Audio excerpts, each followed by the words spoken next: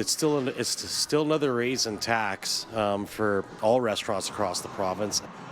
Calgary restaurant and bar owners are breathing a slight sigh of relief after dodging a massive federal liquor tax bullet. The federal alcohol tax was slated to rise by over 6%, but instead held to a 2% increase. To say it's been a challenging few years for the food and beverage industry is an understatement. And Calgary bars and restaurants were bracing for the biggest alcohol tax jump in 40 years.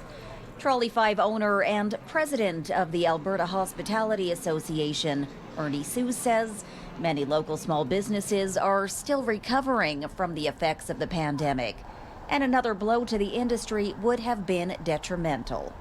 Well, we're already starting to see a lot of closures in the last, probably 6 to 8 weeks.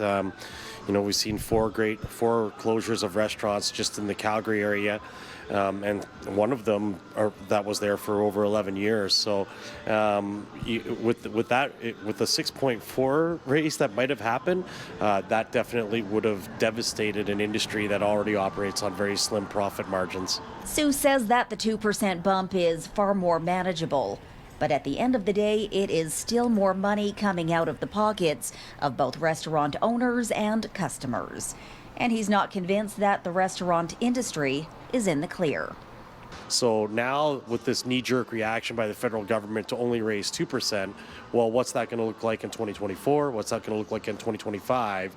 I think their federal budget should have probably had a little bit more of a critical path or runway for the next 2 to 3 years, giving any business owner some type of reassurance.